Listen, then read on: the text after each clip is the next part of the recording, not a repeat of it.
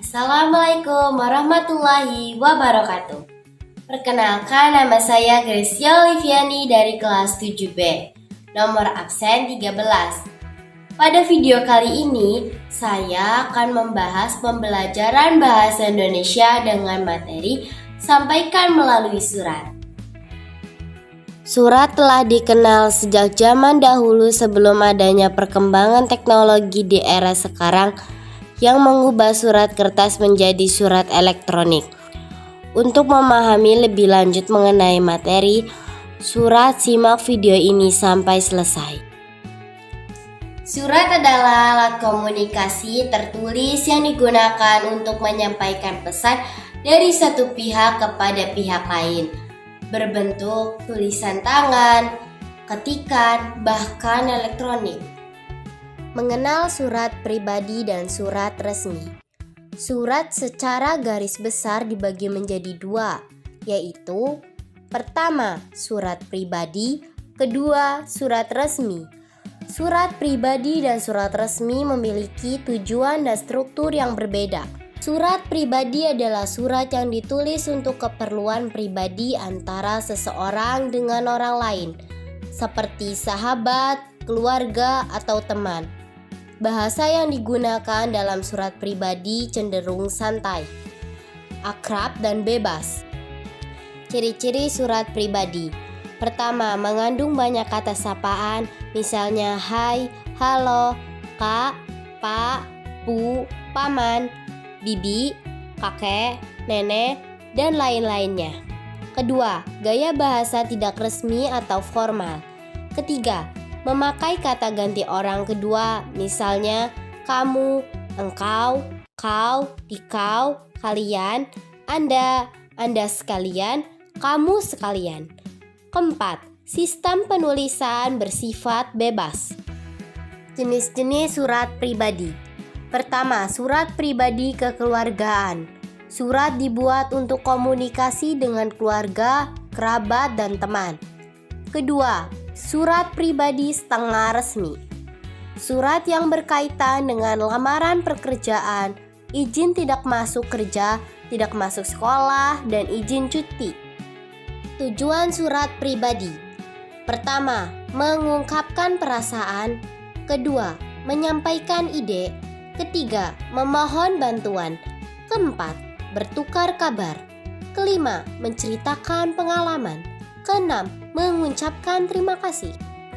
Contoh surat pribadi beserta strukturnya yaitu tempat dan tanggal surat, tujuan surat, salam pembuka, pembuka surat, isi surat, penutup surat, salam penutup, nama pengirim, dan tanda tangan.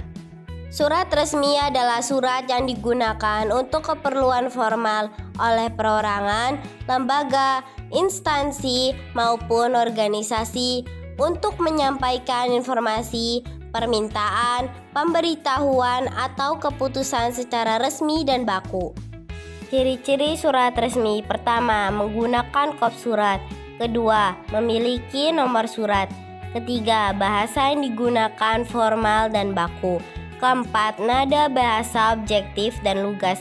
Kelima, menggunakan salam pembuka dan penutup yang baku. Keenam, adanya cap atau stempel instansi. Ketujuh, format penulisannya sistem. Kedelapan, tidak menggunakan singkatan. Fungsi surat resmi. Pertama, alat komunikasi atau pemberitahuan. Kedua, alat bukti tertulis. Ketiga, alat pengingat. Keempat, pedoman kerja. Kelima, alat pengikat kontrak. Keenam, duta organisasi.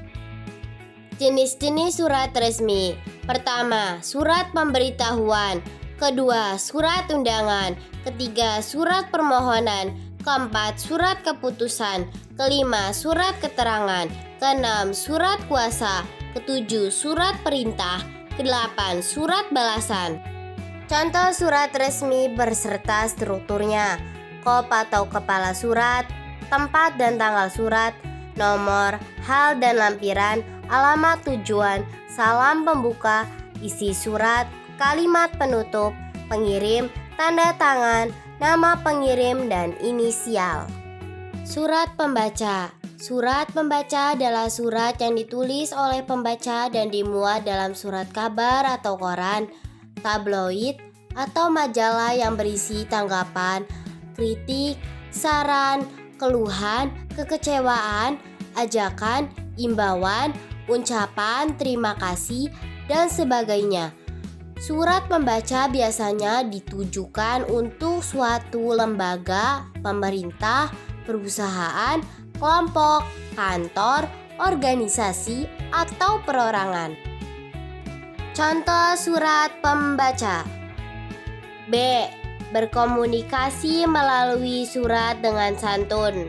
Di dalam sebuah surat memiliki tujuan, sehingga menulis surat harus dengan bahasa yang santun. Adapun penggunaan bahasa dalam surat sebagai berikut. Kata sapaan. Kata sapaan adalah kata yang digunakan untuk menyapa seseorang atau pihak kedua, baik tunggal ataupun jamak. Jenis-jenis kata sapaan yaitu: pertama, kata sapaan yang menunjukkan hubungan kerabat seperti kakek, nenek, bapak, ibu, paman, bibi, abang, kakak, adik, ananda, mas, mbak. Kedua, kata sapaan yang berbentuk kata ganti seperti kamu, engkau, saudara, anda, tuan, nyonya, nona, dan sebagainya. Ketiga, kata sapaan yang menunjukkan rasa hormat seperti paduka, yang mulia, yang terhormat, dan lain-lain. Keempat, kata sapaan yang diikuti nama seperti saudara Hasan, Bapak Susanto, Ibu Amir, dan sebagainya. Pronomina. Pronomina adalah satu di antara jenis kata yang dipakai untuk dapat menggantikan posisi kata benda atau juga orang dalam suatu kalimat.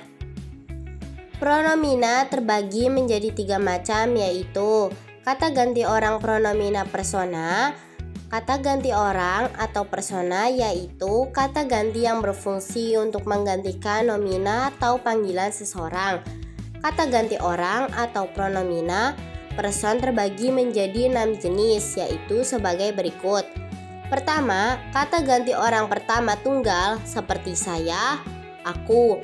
Kedua, kata ganti orang pertama jamak seperti kita, kami. Ketiga, kata ganti orang kedua tunggal seperti engkau, kamu, anda.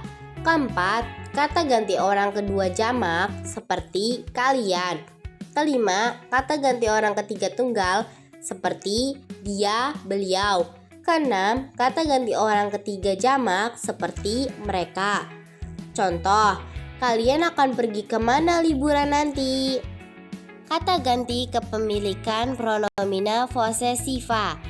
Kata ganti yang digunakan untuk menyatakan kepunyaan atau milik atau kepemilikan seperti ku, mu, nya, mereka. Contoh, bukunya basah terkena tumpahan air minum. Kata ganti petunjuk. Pronomina demonstrativa. Kata ganti petunjuk digunakan untuk menunjuk suatu benda, lokasi atau tempat, seperti ini, itu, sana, sini, begini, begitu. Contoh, banyak orang mengatakan pohon itu angker. Kata baku dan tidak baku. Kata baku adalah kata-kata yang ejaan dan pelafalannya sudah sesuai dengan kaidah bahasa Indonesia baku yang tertuang dalam Kamus Besar Bahasa Indonesia KBBI dan ejaan yang disempurnakan EYD. Sementara itu, kata tidak baku adalah kosakata yang ejaan dan pelafalannya tidak sesuai dengan Kamus Besar Bahasa Indonesia KBBI dan ejaan yang disempurnakan EYD. Biasanya kosakata tidak baku berasal dari bahasa daerah atau bahasa sehari-hari. Berikut contoh pemakaian bahasa Indonesia baku dan tidak baku. Kata baku tidak. Kata tidak baku enggak. Kata baku dibuat, kata tidak baku dibikin. Kata baku mengubah, kata tidak baku merubah. Kata baku belum, kata tidak baku belum. Kata baku segera, kata tidak baku buruan. Selanjutnya, fakta dan opini. Fakta adalah situasi real atau peristiwa, masalah dan konteks wacana yang benar-benar terjadi. Adapun ciri-ciri fakta adalah sebagai berikut. Pertama, ada data akurat. Kedua, bersifat objektif. Ketiga, telah benar-benar terjadi. Sementara itu, opini merupakan suatu bentuk pendapat, pemikiran, atau pendirian seseorang saat menghadapi situasi tertentu. Adapun ciri-ciri opini adalah sebagai berikut. Pertama, mengandung pendapat pribadi. Kedua, bersifat subjektif. Ketiga, memiliki kata-kata yang sifatnya relatif. Demikian materi dari saya. Semoga bermanfaat dan menambah pemahaman untuk kita semua. Terima kasih sudah menonton video ini sampai akhir. Wassalamualaikum warahmatullahi wabarakatuh.